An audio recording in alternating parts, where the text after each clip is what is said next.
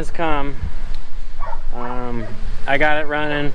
I was so frustrated with it that I didn't really record the whole process, but it's back together now. I had to take, if you ever have a 240 with a stuck fuel rack, I wouldn't pull the back plate off right away. I would pull these 4 screws off.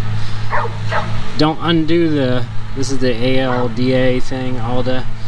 Just leave it on there and just gently turn that plate and slide it back to get your finger in here, or a piece of, a screwdriver or something. You have to be careful in there, but I was able just to slide the rack back and forth by hand a few times, squirted it with some oil, and then worked the throttle and watched to make sure it would slide back, and then put it all back together. So I was hoping I didn't mess anything up.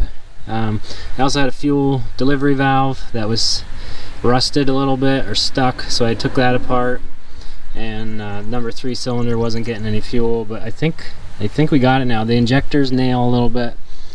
I'm sure they have dirt in them from this filter was gunked up. I got to put new filters on it, and I'll probably pull the injectors out and clean them, but at least now I know I have good oil pressure. The temperature gauge is even starting to work. I put coolant in it, or just water for now, and yeah, so we'll fire it up for you. Alright, so we're going to start it up. I'm pretty happy. It seems to start without the glow plugs now that I was running, so that tells me the compression is halfway decent. So I'll stop talking and start the thing.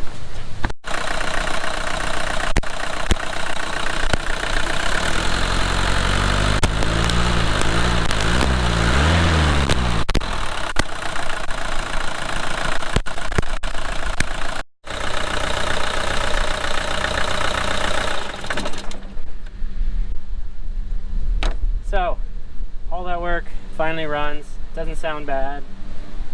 So I think there's some potential to use this for something. But for all I paid for it, I'm pleased. It was only like one afternoon of frustrating, dirty, mouse poop covered work. So stay tuned and we'll see where we go from there.